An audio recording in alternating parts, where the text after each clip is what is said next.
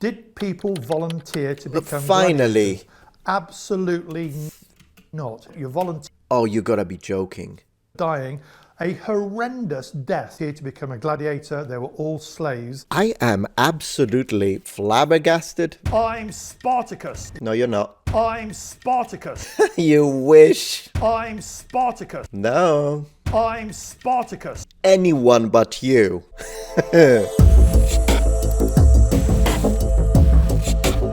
Hey noble ones, welcome back to my channel. This is the Metatron speaking. So today we're reacting to History Hit again. And yes, it's Roman Historian answers Google's most popular questions about gladiators. Now, hear me out, hear me out. As you already know, if you've been following my channel for a while, I'm not a huge fan of Dr. Simon Elliott, to put it mildly. But information is information. Data is data. So, if in today's episode, Mr. Dr. His Majesty Excellency Simon Elliott actually gives us information that is nice, apolitical, and is correct, I'm gonna say it. I'm not gonna let the fact that I do not like him one bit at a personal level, sorry mate, just telling it how it is, I will be fair. Contrary to what people who don't like me do. They don't like me, so they have to say that the information I present is wrong a priori, even though they can't even pronounce a priori correctly. Take that, haters. I'll say, no, he's right. He's correct. Lovely video. Excellent presentation. Tip of the spear. Top of the line. If what he says is incorrect, you know me. Let's go. It's rigorous. Were there female gladiators? Yes. It's relentless. Why did the Romans have gladiators? Bread and circuses. Hi, my name is Dr. Simon Elliott. I'm an archaeologist, historian and broadcaster, and today I'm going to be answering Google's most popular questions about gladiators. I'm actually really interested in seeing what people like to know about gladiators because, I mean, I can think of a bunch of questions that I would ask, but maybe it's not the same as the general public. So this is actually interesting from an anthropological perspective. Latin gladiator. So let's begin. Were gladiators real? Yes.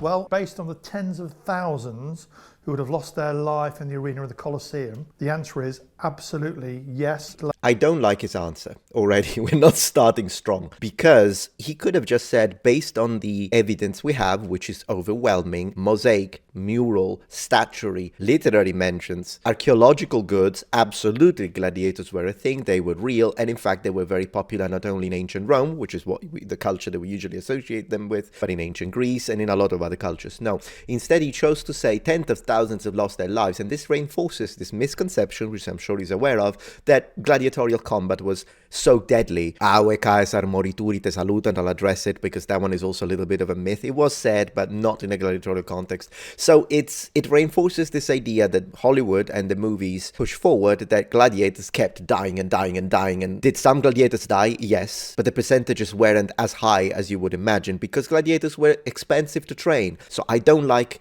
this answer. He's a broadcaster as well as a historian. So a historian gives you a certain type of answer, but a broadcaster needs to keep in mind the general public and their exposure to Hollywood facts. Am I making sense here? Gladiators were real. Did gladiators fight animals every time there are the games in the Roman Empire? It starts with animal combat. First, the beast hunts. Then, over lunch, the public execution.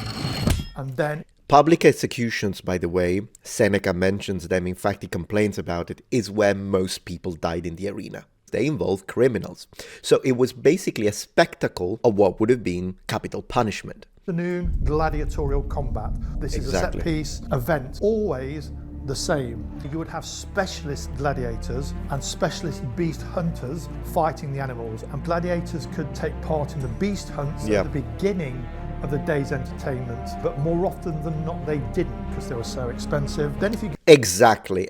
So I appreciate that now he's mentioning how expensive it is, and as you see, this strengthens my point at the beginning rather than his. Guys, gladiators were so expensive to train, they didn't want them to die. Go to the last event of the day, the gladiatorial combats. This is where gladiators are fighting gladiators. Beasts could be introduced to add flavour to the gladiatorial combat later. I like that the way he expressed that, to add flavour. As I say, I'm gonna be fair, that's a good, cool way to put it.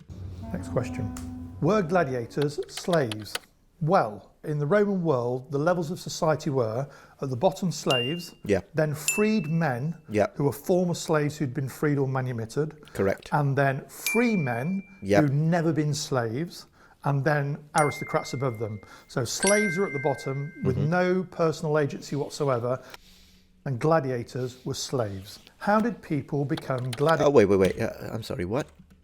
And then aristocrats above them. So slaves are at the bottom with no personal agency whatsoever, and gladiators were slaves. Professor, you know not all gladiators were slaves. Go throughout the Roman Empire looking at new Roman captives, and they'd select those they thought would be the best fighters in the arena, and then those slaves would become gladiators. How did people become gladiators? There we go. Well, gladiators are usually selected from slaves by the owners of gladiator training schools. Did people volunteer to become gladiators? Absolutely not. You're volunteering. Oh, you gotta be joking. To put your life at risk, dying a horrendous death. Why would you want to do that? So nobody volunteered to become a gladiator. They were all slaves who were forced to fight for the public's entertainment. I'm trying not to get salty, but this is ancient Rome. I have such a passion for it. I'm not trying to be obnoxious, condescending, and if I do a PSO, I apologize for that. But it's just that now it makes it look like he doesn't know. The people chose to become gladiators. It's in the sources. Okay, then me and Dr. Simon Elliott disagree. And my full team, by the way. We disagree completely with his statement. I am absolutely, flabbergasted, really surprised. I'm almost shocked that he would make such a categorical statement. But did anyone ever decide on their own volition to become gladiators, even though they were not slaves? He would dismiss this completely. But if you notice, he did not mention any source. Do you know why he didn't mention the sources? Because the sources would debunk him. And I'm going to give you the sources so that you don't have to believe me, because we're going to say two completely opposite things now. So then I don't tell you just believe me because I say so, which is kind of like his approach, to be honest, which I strongly resent. No, I'll tell you exactly who the ancient authors that mention the opposite of what he's saying, because we have two authors that mention the volunteers that for some reasons Dr. Elliott pretends don't exist. These volunteers in Latin are called auctoratus, so the auctorati. And when I say the sources, I'm talking about Seneca and Petronius. They tell us that these are Roman citizens. They are free men. They're free. But because they need money, or they were in a really difficult economic or financial situation, they decide, you know what, I'm gonna take, and we are told, the Sacramentum Gladiatorium, the sort of oath that gladiators, usually the slaves, would recite in front of a lanista. They take that of their own volition. Now, even though during the Republic there would be the majority of gladiators would indeed have been slaves, usually coming from war, by the end of the Republic it really depends on which historian you ask. And there is a very specific historian that I think needs to be mentioned here, a German historian by the name of Kelman, who stated that by the late Republic, half of all gladiators would have been auctorati, non-slaves. Half of them. Now, do I think that that's very speculative and this statement is not as grounded as I would want it to be? Yes. I don't know if he's correct, but it's insane not to mention it because he is a specialist of gladiatorial history. At least mention the man. But it's when we enter the imperial period that the statements made by hyperpolar historian Dr. President Simon Elliott become insane. Insane. And that has to do with what Cassius Dio tells us. If you've watched my dedicated video to the origins of the Pretorians, link in the description for a detailed explanation with all the sources mentioned, initially Pretorians could only be hired or recruited from Italy, specifically central Italy. But then under Emperor Septimius Severus, this is extended to all provinces in the entirety of the empire. So he says, if you're a Roman legionary, doesn't matter where you're from, you can become a Praetorian. So the elite guard that is usually stationed near Rome or inside the Praetorian barracks under Emperor Tiberius, kind of depends, I've got a dedicated video. But what this means is that now there are a lot of Italian men that would have had a career as a Praetorian that lose it. And so what do? We are told once again by Cassius Dio that plenty of these men start to accept less noble jobs, including becoming gladiators. And to give you the frosting on the cake, if we read Tacitus, we are told that under Emperor Vitellius, he made a new law, a legislation that prohibited all members of the equestrian class to become gladiators. Now, if he made this law, what does that tell you? Well, first, that you could become a gladiator if you wanted to, of your own volition, otherwise what's the point of the law? Second, that Roman citizens did it, and in fact, third, that even upper class Roman citizens, so members of the equestrian orders, were starting to fight in the arena as gladiators because it was lucrative. And so this emperor says, you know what, if you're a member of the equestrian class, you can't do it by law, which means that all the other Roman free citizens, and in fact free men as well, could do it and were doing it. I need a drink. Either go check out the sources directly, or, if you prefer, ask a historian and tell them, hey, there is this Muppet with long hair from Italy, and he's saying that this, and that. Ancient historian said this. Is it true? Yeah, they'll say it's true. People chose to become gladiators. And when you say, why would people do it? Well, you wouldn't do it. Now it becomes modernist. That is one of the things I attack the most. You wouldn't do it doesn't mean people wouldn't do it in classical antiquity, which is an alien world from our perspective. Were gladiators fat? Interesting question. It is an interesting question, and I know where it's coming from. So it comes, well, before I tell you where it comes from, I want to see if he says it, because there is a reason why they asked him this question. This represents popular culture where we see gladiators in Hollywood and on TV, absolutely ripped. Yeah, they're like bodybuilders, aren't they? Like Olympian. Gladiators didn't look like a modern bodybuilder. I mean, they spent most of their working life sort of getting fit and ready to fight each other in the intense heat of the Mediterranean in the arena. So I certainly don't think they were fat. Were gladiators... Good, okay, there is a lot more to say.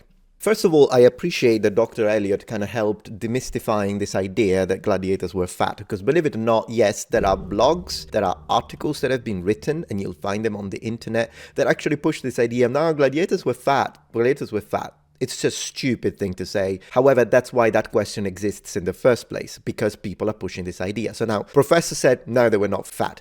But he justified it with the climate, the intense heat of the Mediterranean. As someone who was brought up in the Mediterranean, because I'm from Sicily, can't get more Mediterranean than that, mate. Does it get really hot? Yes. A gladiator would be in shape and not fat. The reason why we justify that is because, one, they trained extensively, as he mentioned. So when you train a lot, why would you be fat? Like literally, that's what they did. They were professionals, right? It doesn't matter if they were there because they were slaves coming from war. The idea is, regardless of why you're a gladiator, once you're a gladiator, you train all the time, and that makes you fit. The other reason why we think they were not fat is because we look at the murals, at the iconography. So let's do that together. There is a lot of iconography that shows what the typical gladiator looked like. I mean, look at this piece of iconography, for instance. Do you see any fat guy? No, in fact, they look like a bit like modern bodybuilders. I'll be honest with you. They got pecs, they've got muscular legs. They definitely didn't skip leg day. So yeah, no, the idea of if you get a very muscular actor to represent a gladiator, if you look at the murals and the mosaic, yeah, I think it's a good representation, to be honest. And even the retiarius, which would be kind of the light gladiator class, particularly as opposed to a Murmillo or a Secuto, which were the heavy type gladiator. Yeah, even this guy is pretty ripped. There we go. Here we got more gladiators fight. You can see the biceps, the triceps. These guys are muscular. These are fighters. And we can keep clicking and clicking. Look at that. Very developed pecs. I would say they looked like, let's be specific about this, they looked like natural bodybuilders. I think that's a very good way to take, I mean, look, it's very low fat percentage, absolutely. Muscular build. Yeah, I mean, look at this guy's deltoid. I think that's a very fair way to put it. But if we have so much iconography that tells us what gladiators look like, then where does this idea that they were all fat come from? From a misunderstanding of a gladiator diet, I'll get to that in a second, and from a misunderstanding of a passage. There is a passage that someone is making fun of an emperor and says, oh, look, you've got the body of a gladiator, and then the way they describe it, depending on how you interpret the Latin, could sound like the guy was thick, if you will. What people don't do, they don't contextualize it. You have to remember that there were the gladiatorial classes. Yeah, maybe if it was a Murmillo, as long as he's a big guy, You can become a Murmillo, but you wouldn't be able to be a Retiarius in that case because you're supposed to be agile. So would you have Murmillo that were just really tough, rock, kind of muscular guy? Absolutely. Lean muscle, possibly. But you could also have a Murmillo guy who was just a massive guy, strong arms, big shoulders, but maybe a little gut. He could still become a gladiator in that class. Secondly, when it comes to the diet, there has been found some archaeological evidence that points to what gladiators would eat in certain ludus, so the schools. Now, of course, we don't know if that was standardized. In fact, I don't think it was a standardized diet of all gladiators everywhere around the empire or the republic. I think we have some data when it comes to some schools, but regional varieties would have occurred. But even if we focus on what we have, we know that they ate pulse. That's a type of porridge similar to what legionaries would eat. Could be made of barley, could be made of wheat, and then this would be enriched with cheese. It could be enriched with broad beans and all sorts of legumes. So people imagined, well, if it's a high carb diet, then probably they were fat. And that's silly, because once again, give a high carbohydrate diet, which still contains protein because legumes have protein, and they would have eaten meat. Probably not as often though, but they would have eaten meat too. But still, give a high carbohydrate diet enriched with protein to a man who trains a lot. He'll have a lot of energy, including explosive energy. This idea that carbs make you fat or carbs are bad if you're training is wrong. It's not based on science. Now, of course, I'm not a fitness channel. By watching people that are fitness channels, what they say is that actually having some carbs, even added to your high protein diet when you're training for both strength and body mass, is good. Carbohydrates give you a little bit of a insulin peak that helps you absorb the protein better. And once again, if you don't eat any carbs at all, it's difficult to have the strength and the energy to go and push when you train. Correct me if I'm wrong. It just makes sense. A gladiator would be fit, not fat. Oh, please don't show the freaking Gladiator of Corn. The skull crusher of Corn on top of the rhinoceros, which is not... I mean, rhinoceros are mentioned in the sources, and they are mentioned to be fierce and wild, but don't show the guy on top of a rhinoceros. It has nothing to do... I know that's the editor, it's not him, but it's a terrible scene to choose from Gladiator 2. That's Warhammer Fantasy, mate.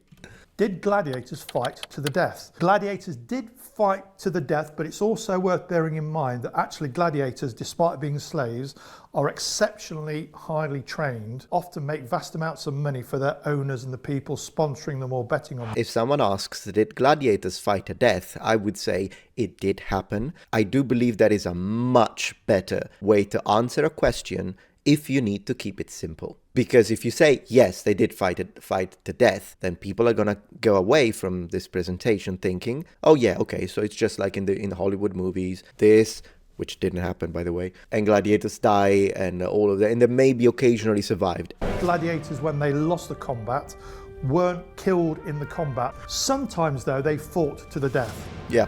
And to strengthen this idea that not all gladiators died, and in fact the level of mortality very much depends on the period, do remember, for example, the stone that was commissioned by probably one of the most famous gladiatorial champions in history, Flamma.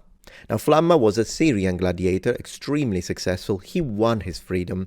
And what's interesting about him is that he commissioned, at the end of his career, he commissioned this stone, and he wanted all of his fights recorded on this stone. We still have it. And you can see the number of times he won, the number of times that the fights resulted in a draw, that happened too, and the number of times he lost, which I believe was like 4. I don't remember the exact number right now.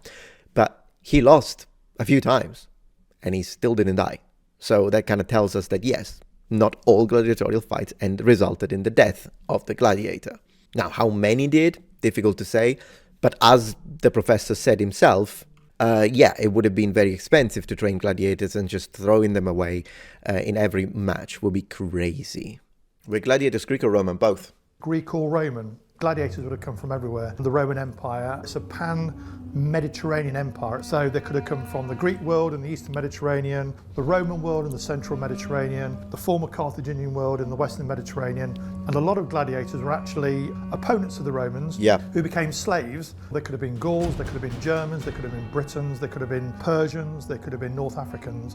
So not just the Mediterranean, but from the entire known Roman world. And that's why some gladiatorial classes actually change name, because they used to be enemies of Rome, so they give them the name, but then they become allies and they're like, oh, that's a little bit awkward, so let's change the name. Literally, that's what happened.